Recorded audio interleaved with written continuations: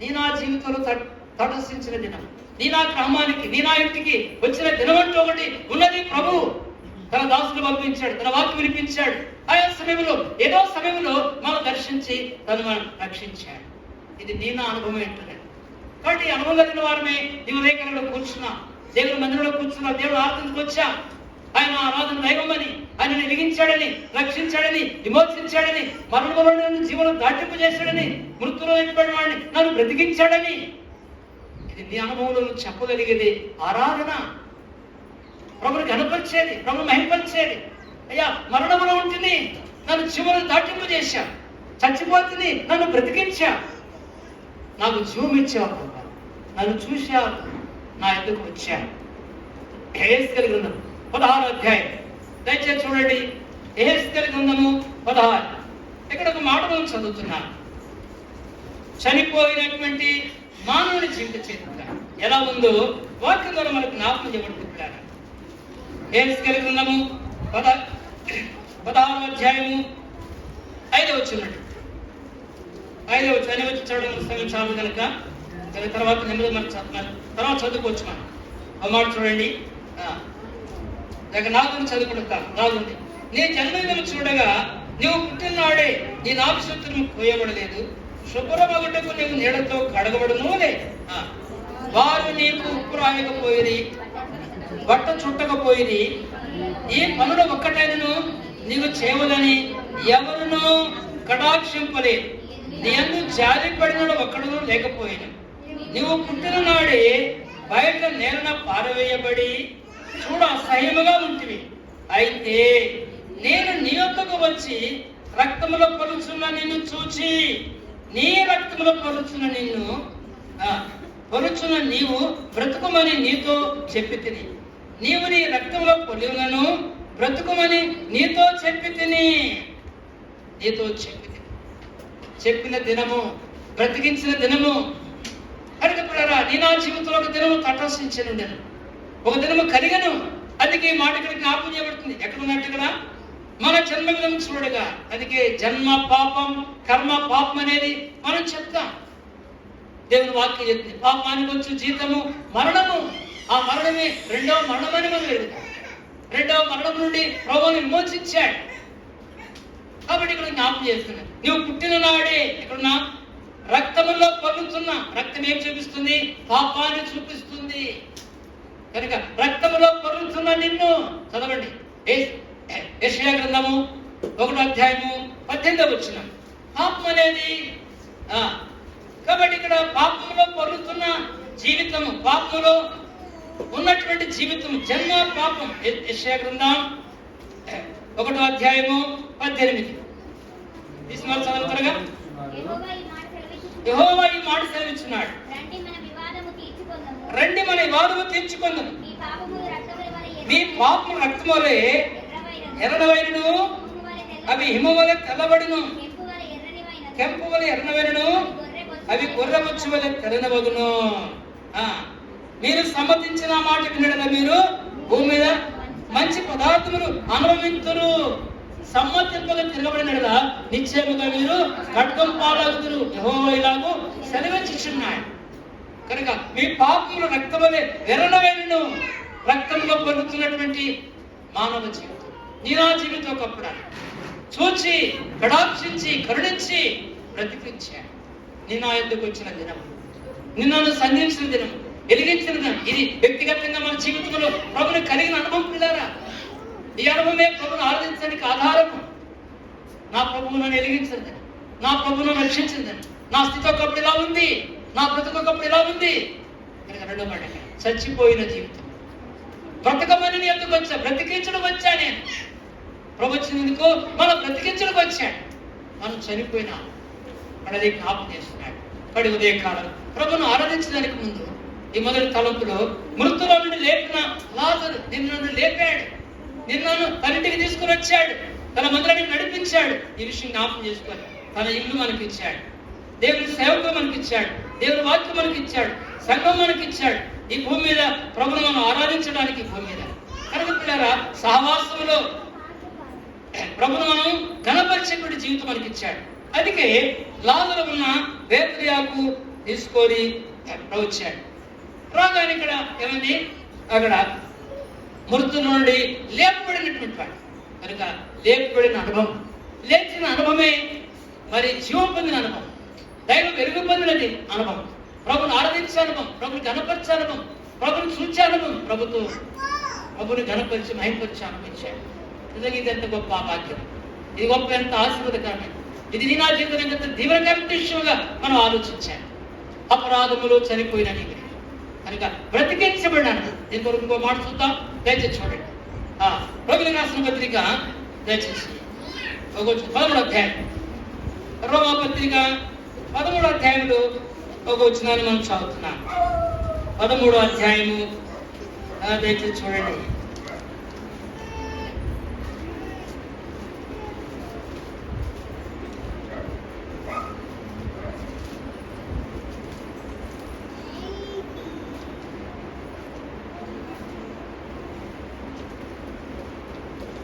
అధ్యాయము కలిసి చదువుకుంటాం. 11 కలిసి చదువుకుంటాం.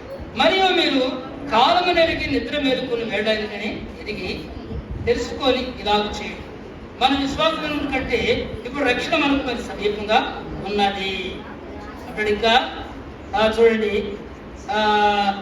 దయచేసి 12 వచ్చిన రాత్రి చాలా గడిచి పగల సమీపమైంది కనుక మనం అంధకార క్రియలను విసర్జించి ఏదో సంబంధమైన యుద్ధోపకరణను ధరించుకున్నందుకు అబద్ధకున్న ఆటపాట్లు మద్దతు లేక కామ విలాసులను పోకిరి శ్రేష్ఠలను లేక కలహమును మత్సరమును లేక పగటింగు నడుచుకున్నట్టుగా మర్యాదగా నడుచుకుందుము. మెట్టుకు ప్రభువైన యేసుక్రీస్తును ధరించుకున్న వారై నెరవేర్చిన శరీరమును విషయమై ఆలోచన చేసుకొనుకుడి. అది ఏమంటాడు, పాత జీవితంలో విడిచిపెట్టిన అనుభవం, లేకపోయిన అనుభవం కనుక ఇక్కడ అంటాడు కాలము నెరిగి రక్షణ పొందినటువంటి అనుభవం. రక్షణ పొందడానికి అవకాశం ఇచ్చే దేవుడు మనకు అవకాశం ఇస్తున్నాడు. ఇంకా నీ రక్షణ అనుభవం లేకపోతే, మారుమూల అనుభవం లేకపోతే ప్రభు ఎరగడానికి ప్రభుని తీసుకుని వస్తున్నాడనే సంగతులు మర్చిపోడు. కనుక ఎంతకాలమైంది దేవుడి మందిరానికి వస్తున్నాం, ఎంతకాలం వాక్యం వింటున్నాం, కాలం ఎరిగావా? ప్రభు నిన్ను దర్శించే కాలం, నిన్ను వెలిగించే కాలం. ప్రభుని తెలుసుకొని నమ్మి బాప్తిజం తీసుకొని ఆయన సంఘంలో చేర్చబడి ఆరాధించే గుంపులో నేను కూడా ఉండి ప్రభుని ఆరాధించాలని ఎరిగావా? కాలం ఎరగలేదు కనుక ఇంకా ఎరిగిన అనుభవం లేకపోతే ఉదయకాలం ఈ అనుభవంలో ప్రభుని పిలుస్తున్నాడు. ఆయన ఎవరో నువ్వు ఎరగాలి, ఆయన ఎవరో నువ్వు నమ్మాలి, ప్రభుని ఎవరు చేసిన కార్యమును నమ్మాలి. నమ్మినప్పుడే నీకు ఈ భాగ్యం దొరుకుతుంది. అది ఎరిగి నమ్మినప్పుడే ఈ సంతోషాన్ని నువ్వు పొందగలవు. ప్రభా నేను కూడా ఇలాంటి స్థితిలో ఉన్నాను, నేను కూడా ఇదే నా పరిస్థితి, నన్ను కూడా ఎలిగించు రక్షించని ప్రార్థన చేస్తే ప్రభు నేను ఎలిగించగలడు, రక్షించగలడు. అందుకే అక్కడ ఆయన కనుక తలపుకి వెళితే ఎఫెసీ పత్రిక 5వ అధ్యాయం ఖచ్చితంగా మాట్లాడుతుందాం. ఎఫెసీలకు రాసిన పత్రిక 5వ అధ్యాయం 7వ మాట జ్ఞాపకం చేస్తున్నాడు పౌలు గారు. దయచేసి చూడండి. ఎఫెసీలకు రాసిన పత్రిక 5వ అధ్యాయము దయచేసి 14 వచ్చిన కలిసి చదువుకుంటాం. 5:14 కలిసి చదువుదాం. అందుచేత నిద్రించున్న నీవు మేల్కొని మృతుల నుండి లెమ్ము, క్రీస్తు నీ మీద ప్రకాశించునని ఆయన చెప్పుచున్నాడు. ఇక్కడ అందుచేత నిద్రించుతున్న నీవు మేల్కొని, ఇక్కడ మృతుల నుండి లెమ్ము, మృతులో నుండి లెమ్ము, లేవాలి. కనుక ప్రభు లేపుకు వచ్చాడు, లాజరు బయటికి రమ్మన్నాడు, ప్రభు పిలిచినాడు, ప్రభు పిలిపి వినబడుతుంది, ప్రభు స్వరం వినబడుతుంది. అనేక సంవత్సరాలు సమాధిలో ఉన్న లాజరుకి స్వరం వినపడగానే ఏమయ్యాడు? లేచి వచ్చాడు. వేద వస్త్రాలతో కట్టబడిన వాడుగా లేచి నిలబడ్డాడు. ప్రభు స్వరములో ఉండే శక్తి, ప్రభు యొక్క మాట ఉండే శక్తి ఎంత గొప్పదో నువ్వు అర్థం చేసుకోగలిగితే లేవగలవు, రాగలవు. నీ కొరకు ప్రభు చేసిన కార్యం ఎంత గొప్పదో ఎరిగి నమ్మితే అప్పుడు ఆయన ఆ అనుభవంలోకి రాగలరు. కనుకనే అన్నాడు అక్కడ, లాజరు బయటికి రమ్ము. ఎక్కడ మృతుల్లో ఉన్న లాజరు, చనిపోయిన లాజరు బ్రతికించబడ్డాడంటే ప్రభు స్వరం అన్నాడు. ఎన్నిసార్లు దేవుడు స్వరం పెట్టున్నాం పిల్లరా, ఎన్నిసార్లు దేవుడు వాక్యం పెట్టున్నాం. ఈ పులిపిట మీద ఎంతమంది దేవుడు వాక్యం చెప్పారు? ఎన్నోసార్లు విన్నాం. లేచావా? ఇంకా నిద్ర పరిస్థితుల్లో ఉన్నావా? పాప నిద్ర కింద నిద్రలో ఉన్నావా? ఒకసారి జ్ఞాపకం చేసుకో. ఇంకెంతకాలం ఆ నిద్రలో ఉంటావు, లేవలేని స్థితిలో ఉంటావు, మేల్కొని స్థితిలో ఉంటావు. ఇంకెంతకాలము మృతుల జీవితంలో ఉంటా, లేవడానికి తీర్మానం చేయి.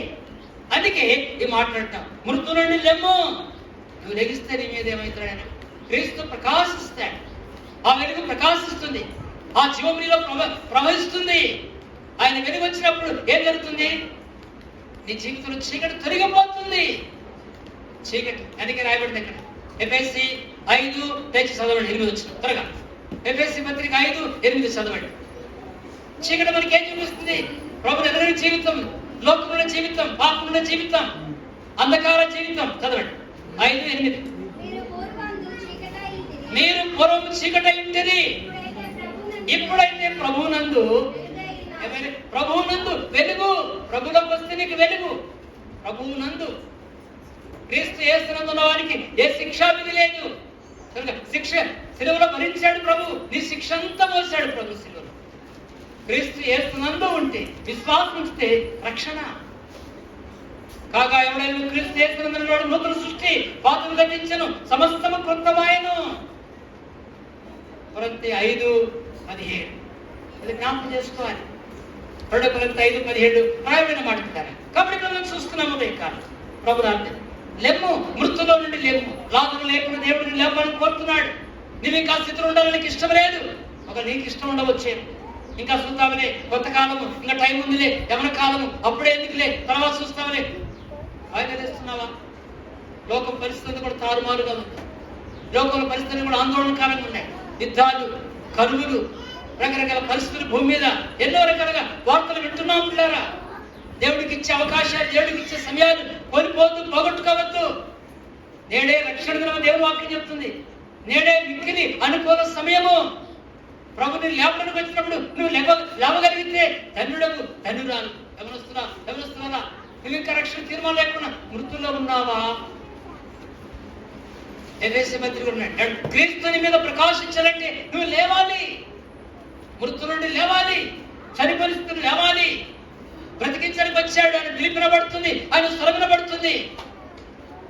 ఎప్పుడు నువ్వు లెగిస్తావో నీ పిలుపు దేవుడికి వినబడుతుంది. కనుక నువ్వు ఆయన్ని ఆరాధించే ఆరాధన, ప్రభుని స్తుతించే స్తుతి. నువ్వు లేపబడితే ఆయన ఆరాధిస్తావు. మృతుల నుండి బయటకు వస్తే, జీవంలోకి వస్తే, వెలుగులోకి వస్తే, చీకటి నుండి వెలుగులోకి వస్తే ఆయన ఆరాధించగలుగుతావు. ఈ ఆరాధన ఎలా ఉంటుంది? ప్రభుకు సంతోషం కలిగిస్తుంది, ప్రభుదయానికి సంతోషం కలిగిస్తుంది. ఆయన ఆక్రమించే ఆరాధన. కాబట్టి అది జ్ఞాపకం చేస్తుంది. లే, మృతుల్లో ఉన్నావా? ఏసులు 16:5 ప్రకారంగా చనిపోయిన నిన్ను చూచి వచ్చాడు. ఎఫెసీ 2:1 ప్రకారం సత్యవారిని బ్రతికించడానికి వచ్చాడు. సమాధి గడికి వచ్చాడు యేసు ప్రభు లాజరు దగ్గరికి. లాజరు దగ్గరికి వచ్చిన ప్రభువే విన్నారా?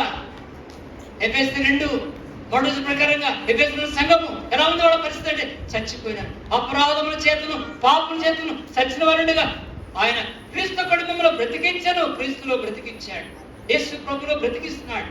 నువ్వు బ్రతకాలని దేవుని కోరిక, నువ్వు జీవం పొందాలని, నువ్వు దేవుని బిడ్డ కావాలని, దేవుని రాజ్యానికి వారసులు కావాలని, దేవుని ఆరాధించేవారు ఉండాలని, దేవుని గొడవలో పాల్గొనాలని, రక్షించబడి తీర్మానం చేసుకొని, బాప్తిసం తీసుకొని, సంఘంలో చేర్చబడి ఆరాధికురాలువై దేవుని రాజ్యాన్ని సిద్ధపడే గుంపులో నువ్వు కూడా ఉండాలని ప్రభు కోరుతున్నాడు.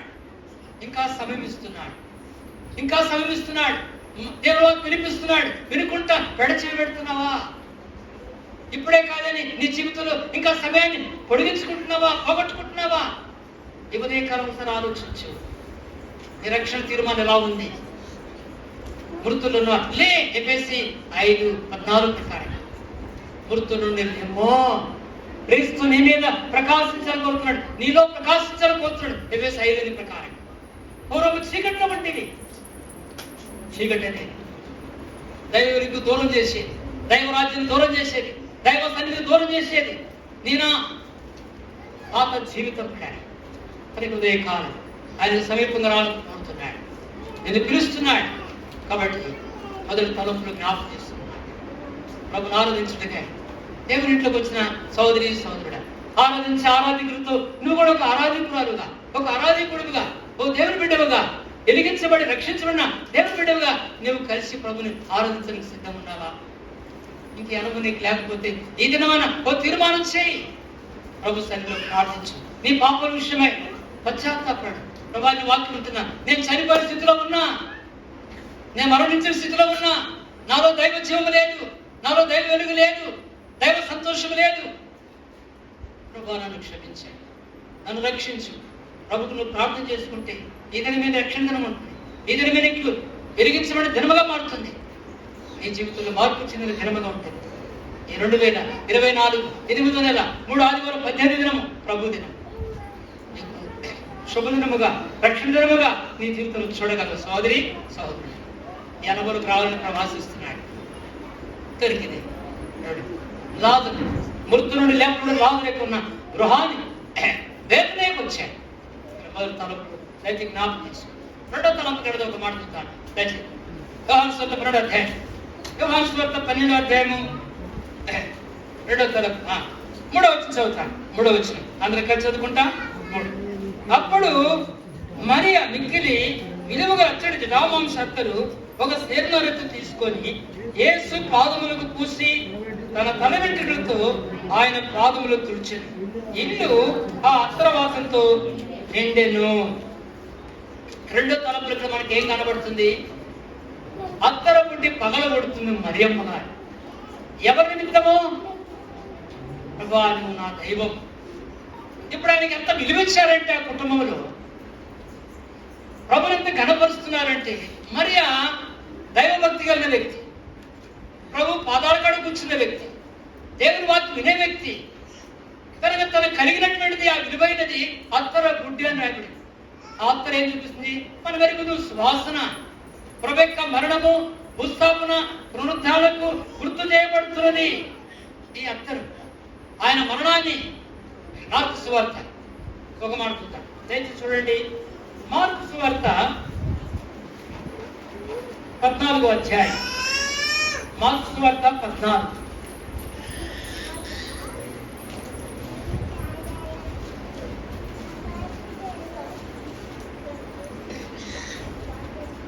అధ్యాయము 14.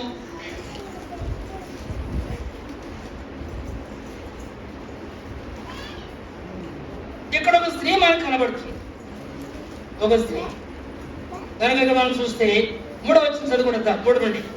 ఆయన బేతనీలో కుష్ఠరోగి సిమోను ఇంట భోజనం కూర్చున్నప్పుడు ఒక స్త్రీ మిక్కిలి విలువగల అచ్చడి రామాంసత్తరెత్తు గుడి తీసుకొని వచ్చి ఆ అత్తరబడి పగలగొట్టి ఆ అత్తర ఆయన తల మీద పోసింది. అయితే కొందరు గొప్పడి, ఈ అత్తరు ఇలాగూ నష్టపడుతున్నదా? ఈ అత్తరు 300 దినారముల కంటే ఎక్కువ వెలకి పేదరిక వచ్చుదని చెప్పి ఆమెను గురించి స్థలుకున్నాడు. అందుకు యేసు ఇద్దరు, ఈమె జోలికి పోకుడి, ఈమెను ఎందుకు తొందర పెడుతున్నారు? ఈమె నా ఎడల మంచి కార్యము చేసింది. పేదలు ఎల్లప్పుడూ మీతోనే ఉన్నారు, మీకు ఇష్టమైనప్పుడల్లా వారికి మేలు చేయవచ్చు. నేను ఎల్లప్పుడూ మీతో ఉండను. ఈమె తన శక్తి కొలది చేసి నా భూస్థాపన నిమిత్తము నా శరీరమును ముందుగా అభిషేకించను. సర్వలోకమును ఎక్కడ ఈ సువార్త ప్రకటించబడినో అక్కడ ఈమె చేసింది జ్ఞాపకార్థముగా ప్రశంసించబడినని మీతో నిశ్చయముగా చెప్పుచున్నాను. అత్తరు గుడి పగలగొట్టింది. ప్రభు తల మీద పోస్తుంది. ఇక్కడ ప్రభు తల మీద పోస్తుంది, ఇక్కడ పాదం మీద పోస్తుంది. బేతనియాలో యోహాను సువార్త 12వ అధ్యాయంలో 3వ వచనంలో ప్రభు పాదాల మీద పోస్తుంది ఒక స్త్రీ మరియా.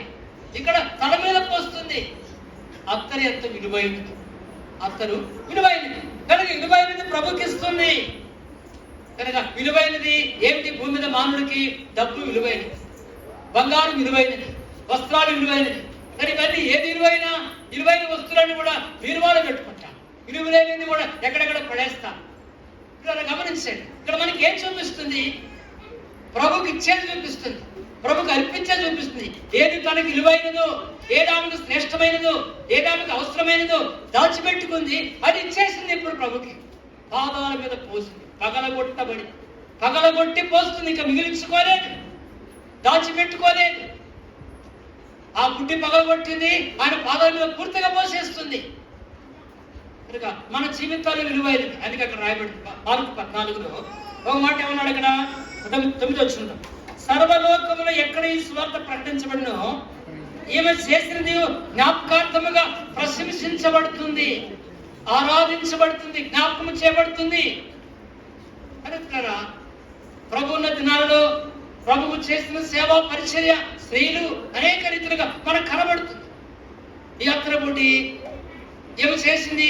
ఆ ప్రభు విషయమై మంచి కార్యము చేసింది. మంచిది ఇచ్చింది ప్రభుకు, శ్రేష్టమైనది ఇచ్చింది ప్రభుకి, దాచిపెట్టుకుంది ఇచ్చింది ప్రభుకి. ప్రభు యొక్క విలువను ఎరిగింది ఆమె. కనుక ఉదయకాలం విలువెరిగినటువంటి అనుభవం మనకు జ్ఞాపకం చేస్తుంది. ప్రభును మనంతగా విలువ కడుతున్నాం. రక్షించిన దేవుణ్ణి, విమోచించిన దేవుణ్ణి ఈ భూమి మీద అనుదిన మన జీవితాల్లో ప్రభుని ఎలా ఆరాధిస్తున్నాం? వ్యక్తిగత జీవితంలో, కుటుంబ జీవితంలో, సంఘ జీవితంలో. కనుకనే అత్తరబుడ్డి పగలగొట్టబడుతుంది, పాదాల మీద పోస్తుంది మరియమ్మ. దేవుడు నిన్ను కొయ్యాలని కోరుతున్నాడు, సంపూర్ణంగా ఇవ్వాలని కోరుతున్నాడు, సంపూర్ణంగా అర్పించుకోవాలని కోరుతున్నాడు. రోమా 12:3 ఏమంటాడు అక్కడ? సహోదరులారా, చదవండి దయచేసి. రోమా 12:1 వచ్చిన తర్వాత చదవండి. అక్కడ మనం ఏం చూస్తున్నాము? రోమిలికి రాసిన పత్రిక 2వ అధ్యాయము 3 వచ్చిన చదవండి.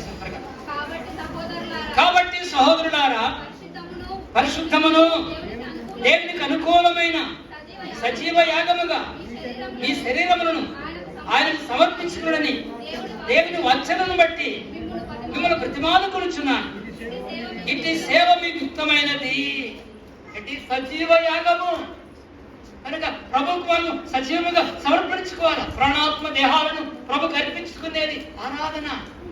ప్రభా, నా ప్రాణాన్ని, నా దేహాన్ని, నా ఆత్మను విమోచించాడు. ఈ కారణాన్ని నేను ఆరాధించుకొచ్చాను. ప్రాణాత్మ దేహాలతో నేను స్తుతించకొచ్చాను. నా హృదయమారా, నా మనసారా నేను స్తుతించడానికి వచ్చాను నేను సన్నిధికి. కనుక అర్పిస్తా ఉన్నామే. పగలగొట్టి ప్రభుకు పాదాలకు రెండో తరపు మనకి జ్ఞాపకం. ప్రభుకు ఏది విలువైందో అది నేను నా జీవితంలో పగలగొట్టాలి. ఇచ్చేవారం ఉండాలి, కనుక అర్పించేవారం ఉండాలి. కనుక ఎప్పుడు అర్పిస్తామో, ఎప్పుడు ఇస్తామో దానికి ఆనందం కలిగిస్తుంది.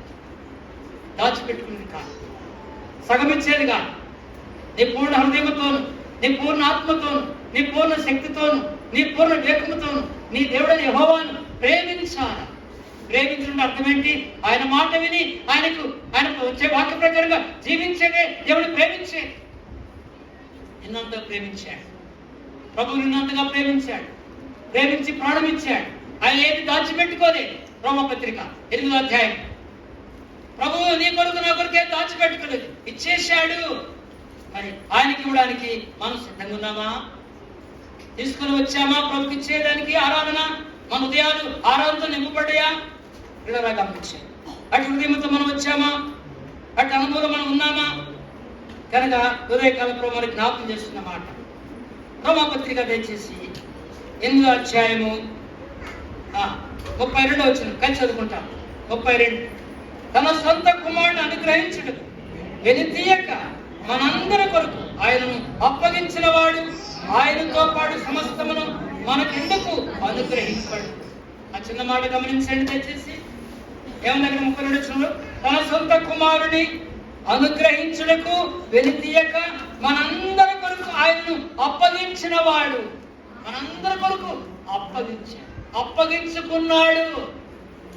అందుకే శిలువ మీద ప్రభు చెప్పిన మాట, నా దేవా, నా దేవా, నా తండ్రి, నా తండ్రి, నన్నెందుకు చేయి విడిచిపెట్టావు అన్నాడు. నీ కొరకు, నా కొరకు తండ్రి అయిన దేవుడు తన కుమారుని చేయి విడిచిపెట్టుట్లో ఉద్దేశం ఏంటి? నీ నా చేయి పట్టుకున్నడుకు, నిన్ను రక్షించడుకు ఇలా తన కుమారుని చేయి వదిలిపెట్టాడు. వెనక్కి తీయలేదు, దాచిపెట్టుకోలేదు, సంపూర్ణంగా అర్పించుకున్నాడు. ఆయన ప్రాణం పరిపూర్ణంగా ఆ రక్తాన్ని చివరి బొట్టు వరకు కార్చాడు. ఆ రక్తము నిన్ను నన్ను కడిగిననేది జ్ఞాపకం. నిత్య నిబంధన రక్తం కింద మనసాక్షిని, ఆత్మను, ప్రాణమును కడుగుతున్న రక్తము, నిర్దోషుల రక్తం, గొర్రెపిల్ల రక్తం, క్రీస్తు రక్తము. 1 పేతురు 1:18 ప్రకారం ఇలా ఆ రక్తం ద్వారా కడగబడిన అనుభవం, ఆ రక్తం విమోచించబడిన అనుభవం. ఈ అనుభవమే ప్రభుని ఆరాధించే అనుభవం. రెండో విషయం మనకు జ్ఞాపకం చేస్తుంది. ఏమవుతుంది ఇక్కడ? పగలగొట్టింది, అత్తరగొట్టి పగలగొట్టింది. ఏది దాచుకొని నీ కొరకు, నా కొరకు ప్రభు ఏది దాచిపెట్టుకోక సమస్తం విడిచిపెట్టి వచ్చాడు. మహిమను విడిచిపెట్టినాడు, పరలోకం విడిచిపెట్టినాడు, సింహాసనం విడిచిపెట్టినాడు, దూతలతో ఆరాధించబడే ఆ వలయాన్ని విడిచిపెట్టినాడు, తండ్రితుండే భాగ్యాన్ని విడిచిపెట్టినాడు. ఎక్కడికి వచ్చాడు? ఫిలిప్పీ పత్రిక 2వ అధ్యాయం, ఫిలిప్పీయులకు రాసిన పత్రిక 2. దయచేసి చూడండి. ఆ ప్రభు ఎలా వచ్చాడు? నీ కొరకు నా కొరకు ఎలా తగ్గించుకున్నాడు? తగ్గింపుతో కూడిన ఆరాధన, తగ్గించుకున్న హృదయాలతో, దీన హృదయాలతో ఆరాధించిన అనుభవం. తండ్రి అయిన దేవుడు తన కుమారుని నీ కొరకు నా కొరకు అర్పించిన తండ్రి. అందుకే ఫిలిప్పీయులకు రాసిన పత్రికలో పౌలు గారు ఈ మాట జ్ఞాపకం చేస్తున్నారు కదా. 2వ అధ్యాయము ఎంతైతే చూడండి. ఫిలిప్పీయులకు రాసిన పత్రిక 2వ అధ్యాయము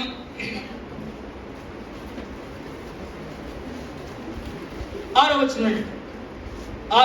ఆయన దేవుని స్వరూపము కలిగిన వాడై ఉండి దేవునితో సమానంగా ఉంటా విడిచిపెట్టి కూడా భాగ్యమని ఎంచుకున్నది. కానీ మనుషుని పోలిగా పుట్టి దాసుని స్వరూపం ధరించుకొని తను తాను వ్యక్తులుగా చేసుకుంది. మరియు ఆయన ఆకారమును మనుషుడుగా కనబడి మరణం పొందినంతగా, అనగా శిలువ మరణం పొందినంతగా విధేయత చూపిన వాడై తను తాను తగ్గించుకొనెను.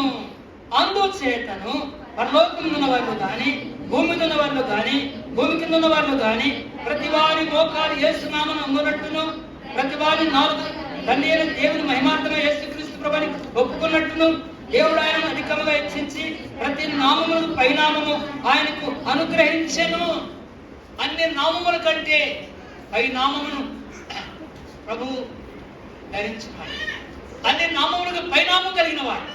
అది ఇక్కడ రాయబడిన మాట. తగ్గించుకున్నాడు ప్రభు. శిలువ మరణం పొందినంతగా తగ్గించుకున్నాడు. రిక్తుడయ్యాడు. రిక్తుడుగా ఖాళీ అయిపోయినాడు. ఇంకేదైనా ఉంచుకోలేదు. అన్నమాట కనిపించాడు. రిక్తుడయ్యాడు. ఎందుకు? నిన్ను నన్ను రక్షించుటకు రక్షించాడు. నీ కొరకు అంత ఇచ్చాను. రిక్తుడనయ్యాను. శిలువే. ఈరోజు నా కొరకు ఏమైనా అయ్యావా? నాకు ఇవ్వడానికి వచ్చావా? నా కుమారుడా, నా కుమారుడు, ఈ ఉదయకాలంలో నా వాక్యం వింటున్నా నా కుమారుడా, నా కుమారుడు, నువ్వెంత తగ్గించుకుంటున్నావు? నేను నీ కొరకు తగ్గించుకొని వచ్చాను. ఎంతగా తగ్గించుకున్నా?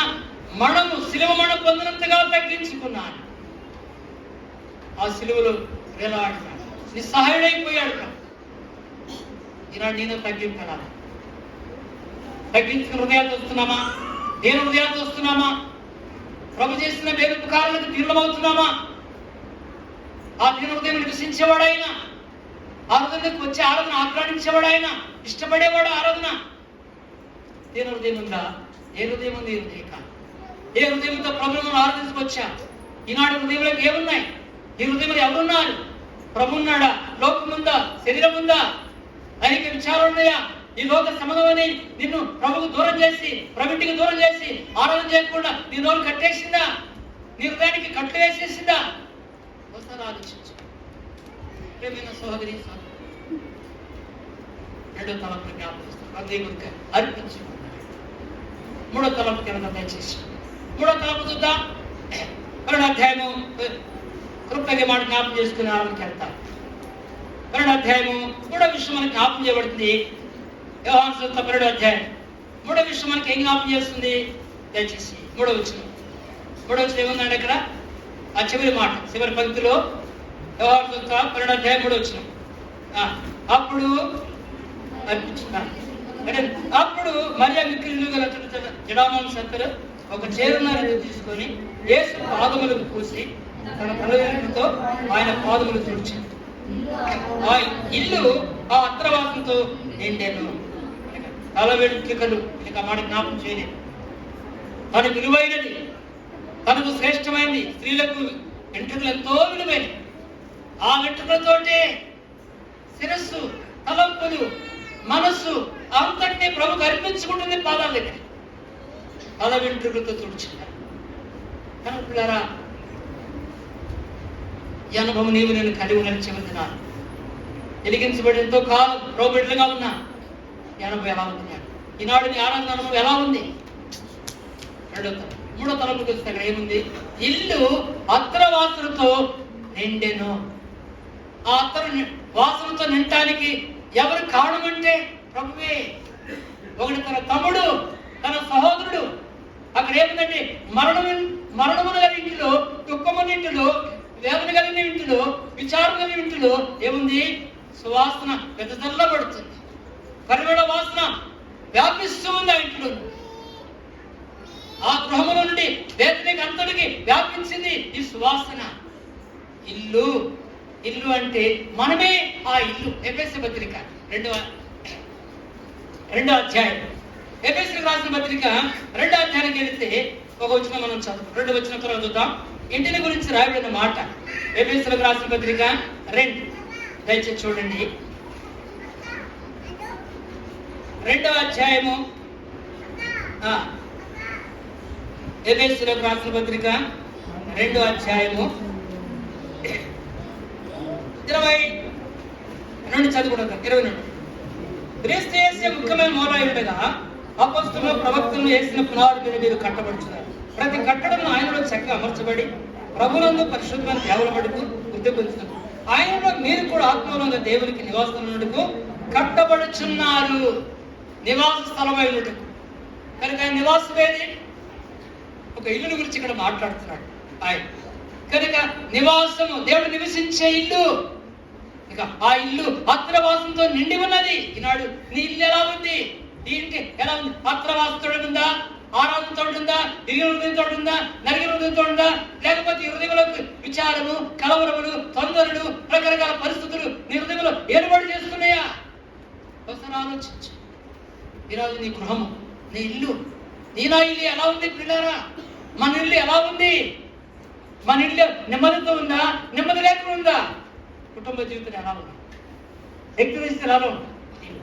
హెబ్రీ 3వ అధ్యాయం, హెబ్రీ రాష్ట్ర పత్రిక 3, ఇక్కడ ఇల్లు అత్రవాసంతో నిండెను.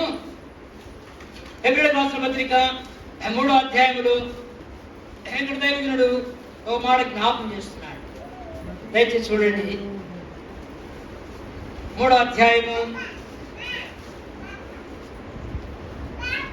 2వ వచనం కలిసి చదువుకుంటాం. 2వ వచనం, దేవుని ఇల్లంతటా మోసే నమ్మకం ఉన్నట్టు ఈయన కూడా తన నియమించిన వారికి నమ్మకంగా ప్రతి ఇల్లును ఎవడైనా ఒకరి చేత కట్టబడి సమస్తను కట్టువాడు దేవుడే. ఎందుకంటే దాన్ని కట్టిన వాడు ఎక్కువ ఘనత పొందినట్టు మోసే కంటే ఎక్కువ మహిమకు అర్హుడుగా ఎంచబడు. ముందు చెప్పబోతున్న సంగతులు సాక్షాత్మై మోసే పరిసరపడి దేవుళ్ళంతట్లో నమ్మకముడు అయితే క్రీస్తు కుమారుడై ఉండి ఆయన ఇంటి మీద నమ్మకముగా ఉన్నాడు. ధైర్యమును నిరీక్షణ వలన ఉత్సాహమును తుదమటుకు శ్రమగా చేపట్టినట్లుగా మనమే ఆయన ఇల్లు. మనమే ఆయన ఇల్లు. ఈ ఇంట్లో ఏమున్నాయి? ఈరోజు ఇల్లు ఎలా ఉంది? సువాసనతో ఉన్నదా? దేంతో నిండి ఉన్నది? ప్రియమైన సహోదరి సహోదరుడా, ప్రభుడ ఆరాధనకు వచ్చిన దేవుడికి వచ్చాం. ఇంట్లో ఎవరున్నారు?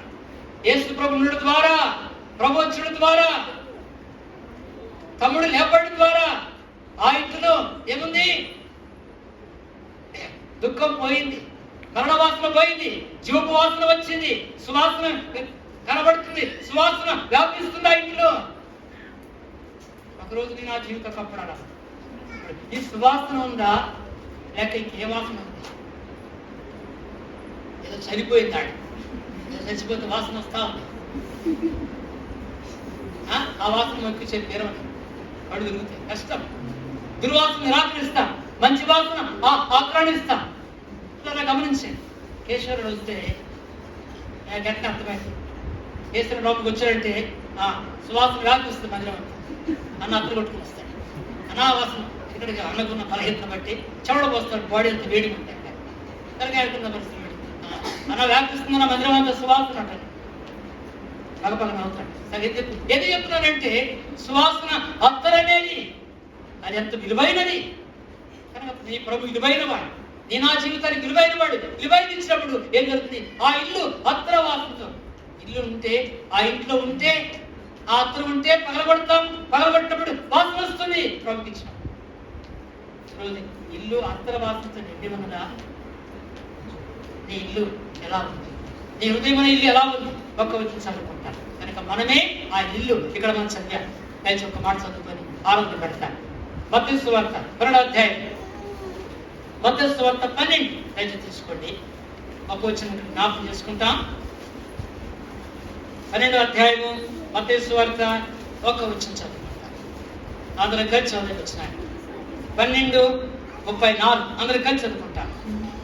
12:34 సర్ప సంతానమా, మీరు చెడ్డవారైంది ఎలాగూ మంచి మాటలు పలకగలరు? హృదయమందు నిండి ఉన్న దాన్ని బట్టి నోరు మాట్లాడుతుంది కదా. ఒకరోజు సర్ప సంతానమైంది. ఇప్పుడు దేవుని సంతానం, ఇప్పుడు దేవుని ప్రజలమయ్యా కనుక ప్రియమైన సహోదరి సోదరుడా, ఎలా ఉన్నా హృదయం నిండి ఉన్న దాన్ని బట్టి నోట్ల నుంచి వస్తుంది, ఆరాధన వస్తుంది, పాట వస్తుంది, దేవుడు స్తుతించే అనుభవం వస్తుంది.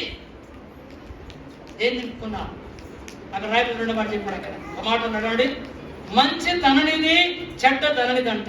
2 ధననిధులు ఉన్నాయి ఇక్కడ. కనుక 2 ధననిధులు మనకు కనబడుతున్నాయి. 33 వచ్చిన 33 ఏమన్నాడు అక్కడ? క్షమించు 30 కలిసి చదువుకుంటాం. సజ్జనుడు తన మంచి ధననిధి నుండి సద్విషయములు తెచ్చును, దుర్జనుడు తన చెడ్డ ధననిధి నుండి దుర్విషయములు తెచ్చును. కనుక మంచి ధననిధిగా ఉందా, చెడ్డ ధననిధిగా ఉందా?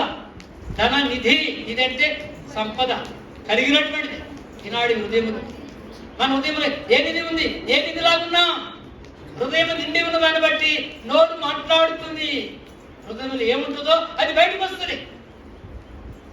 ప్రభు మాటలతో, ప్రభు వాక్యలతో, ప్రభు పాటలతో, ప్రభు యొక్క సంగతులతో మన హృదయాన్ని నింపుకున్నప్పుడు వాటిని నోటి ద్వారా వినిపిస్తాం, సంఘానికి వినిపిస్తాం, ప్రభుకి వినిపిస్తాం. నీ ఆరాధన అనేకులు విని ప్రభుని స్తుతించే కాదు. ఇల్లు అంతరవాసం, ఈ 3 అనుభవాలతో మన జీవితం ఉండాలి. ఒకసారి చూసుకుని ప్రభు నాటిస్తాం. 2 వాక్యాలు అందరు లేవండి, దయచేసి అందరు లేవండి. 2 చరణాలు పాడుకొని ప్రభు నాటిస్తాం. అదే పాట అందరు లేవండి. ఆరాధించేది నిన్ను మది పొగిడిత. ఆ పాటలో దయచేసి ఈ సమయంలో బాత్రూమ్కి వెళ్ళి రావచ్చు, ఇల్లు వచ్చినప్పుడు బాత్రూమ్కి వెళ్ళి రావచ్చు. చివరి 2 చరణాలు పాడుకుంటాం. చివరి 2 చరణాలు పాడుకుంటాం. 162 పాట సంఖ్య 162 కొత్త పుస్తకము, 160 పాత పుస్తకం.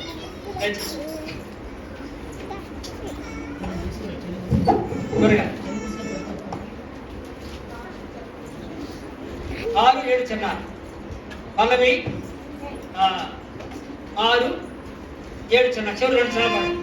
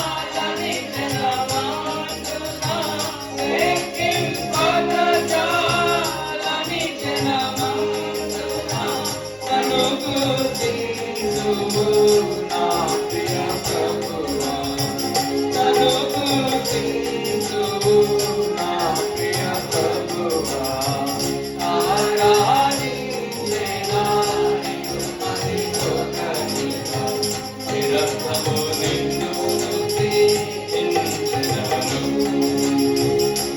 ఆరాధించేదా నిన్ను మదితోకనిగా నిరంతరము నిన్ను